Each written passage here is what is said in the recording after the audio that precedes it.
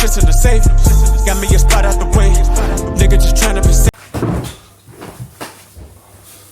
Let's get to sports talk.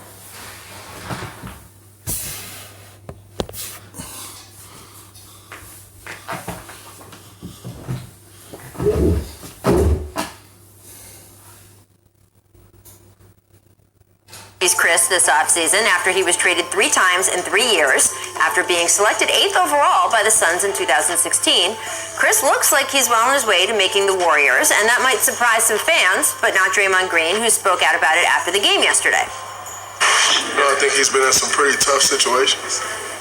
No one ever blames the situation, though it's always the kid. No one ever blames the franchises. Just always want to blame the kid.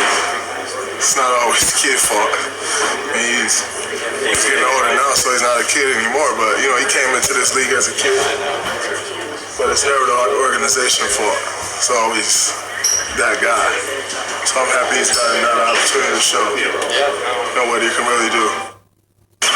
So Draymond says teams deserve more blame when high draft picks don't quite pan out. Is that BS or real talk, guys? Nick, you ready? I'm about to pull Nick for There's a Kendrick in the last segment. There we go. Give me a little Warriors perspective here. I think he's absolutely right. The only thing I would say that I think Draymond missed a little bit on is people destroy the Suns. They destroy the Suns repeatedly. No one criticized the Suns. Yeah, there are plenty of people out there that You're sitting next to one of them. The Suns with Robert Sarver running the show for all those years haven't done it the right way. That's BS, that part. The other part. BS. The other part, absolutely. When you draft a player at like 18, 19, it takes some players a few years to develop. You drafted him because you believe in him, or you don't believe in him. You give up on him after like 2-3 years because the team y'all put in Phoenix don't be pretty good. They don't pan out as you think it should be. Like, y'all gave up on him instead of just trying to see if he gonna turn into that player to be a solid player for y'all, or y'all just gonna give up on him. A lot of organizations do that. They get players that they just gonna automatically just turn into superstars overnight as soon as they draft them. It takes some players 3-4 years to turn into the player they want them to be. But some organizations just give up on them after a while. They just need that one organization to believe in them. If they see you believing in them, they will have a solid year. But when you look at and see an organization that really don't believe in you, they just give up on you at any moment. They should be blamed for this. Y'all know who y'all drafting. Y'all drafting 18-year-olds. That only be like 22 by the time y'all give them on them.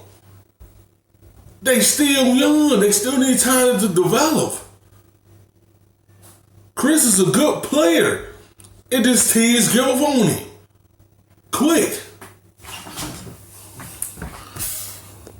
And I think to Draymond's point, there are a lot of young kids who come in the league and they get their confidence crushed early. There is not a good, solid structure in a lot of these organizations to build them back up, because once they're lost for a lot of these top-tier picks, they're gone. And so I think there is a lot of truth to what he was saying. I think, yes. Why are you rotating? Well, because... Pick a side. Well, no, I'm not, because it can be both, right? It can be the organizations are trash. Some of them are not run well. Some of them are not places where players are growing. But then when you go somewhere else, right? He was played for the Suns. He played for Cleveland. Cleveland was pretty bad too. But in between, he went to Houston. And we always talk about this thing called basketball mortality for players that don't get it in their first try, whatever it is. For a lot of guys, when they get traded the first time, they're like, oh, they don't want me anymore. And that becomes a kind of wake-up call. Like, I'm not going to play my whole career in one place, whatever. I got to make it happen. D'Angelo Russell? For like D'Angelo Russell, for instance. For other guys, the wake-up call doesn't come until I'm almost out of the league, right? And so for this kid, Marquise Chris in particular, because that's who he's talking about, he went to Houston, which is a good organization, with good coaching and good vets, and he didn't do the things that were asked of him, that were required of him. Maybe he wasn't mature enough at the time, but at some point, the player has a role in this as well. But he's right, the 100 is for, yes, trash organizations usually do a trash job with developing people. Well, I'm rolling. Who's best to talk about this situation than Draymond? Yeah. So, you talking about a guy who went second round to an organization, and look where he's at today. So, kudos to Golden State and that organization for developing Draymond. Obviously, he had to put... That's what you have to do. Draymond was a second-round pick. The Warriors developed him. And look at him. He was an all-star, defensive player of the year, had 3 rings, because they developed him and they believe in him. You have to believe in these players when you get them. When these players see you don't believe in them, they don't produce on the court. They see you giving up on them. The Warriors ain't giving up on Draymond. They develop him into a good, solid player. A star player. You have to develop your players. And some of these organizations don't want to. They want you to turn out and be a superstar as soon as you step in the league. They don't try to develop you. It ain't Chris Paul, he went to Houston. That's James Harden team. You have to sit in the corner and watch him do one-on-one basketball. How he's going to develop there? You just have to believe in these players. The work in, and I'm with Amin on it. To me, it's 50-50. Right. Like you say, you can go to trash organizations and players don't develop. Like, for example, I take Oklahoma City, for example. They develop their young guys. Look how, like we just got through talking about Steven Adams. Yep. Steven Adams got better. Russell Westbrook, they drafted him. He got better in that organization. Even James Harden, Serge Ibaka. So, it all depends on what franchise you go to. So it's a 50-50 split. But then again, on the player side of things, I had a lot of rookies that came in, and I was trying to preach to them, hey, man, listen, you got to do things this way. Hey, man, get your rest on the road. Hey, man, don't do this. Some of them listened, some of them didn't. And guess what? They find themselves out the league or overseas or whatever the case may be. But well said by Draymond, because he went through it. Yeah. Second round pick. Everybody passed on him. Yeah, everybody passed on him, man. And Golden State took their time and developed him, and look where he's at today. And is obviously doing a good job with Marquise Chris, although as Draymond points out, Marquise is older now, but still, I do agree with you though on the point about the Suns. Our researcher from Wrinkle Sports is a huge Suns fan, and he's had plenty of slander over the years. I use Draymond's word trash organization, so don't be mad at me. That wasn't my word. Greta. People are going to be mad at you no matter what. They're always mad. The defending champs have a big two-way hole to fill with the departure of Kawhi Leonard. Toronto bringing in a couple of young Stanley Johnson I've been waiting for this and story. Rondae Hollis-Jefferson. Look, this was supposed to help bolster their depth, and on Wednesday, a reporter asked head coach Nick Nurse about the impact that the pair of ex-Arizona Wildcats are having in the preseason. And this was his response. Defensive-minded guys, so in addition to the guys that have been here that know the identity, it's also you got Rondae, Stanley. Nope.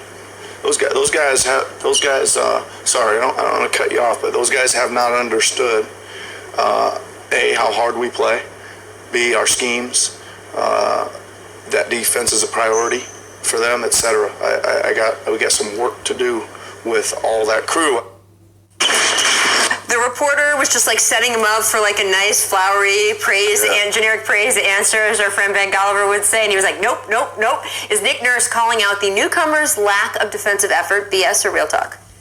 There we go. All the way up. I have 200. Coach of the day on the jump. And not because of those two guys, our producer Danny, a Wildcat. We've got several actually Arizona Wildcats on the team, but if it's not He got a point. You can have all the offense in the world, but you do have to defend the other side of the ball. You have to play defense to ordinary to win. You can't just play offense and then watch players just score on you. It's more in basketball than this offense. You have to defend and have a good defensive team if you want to win a championship. And that's what Toronto produced. They have good defenders on their team, and they just trying to have them guys. No, it ain't just offense, it's defense too. That's how we gon' get to a championship again, if we play defense. He just trying to let them know it's more than to just offense. We want to defend here. You're going to be here, you got to learn to play defense to be in this organization. Even though it's going to be tough for them to even win it again, because they got a big hole. Kawhi was a big hole for them. Because he was their best defender. They got some good defensive players on their team, but Kawhi was that defensive presence for them too.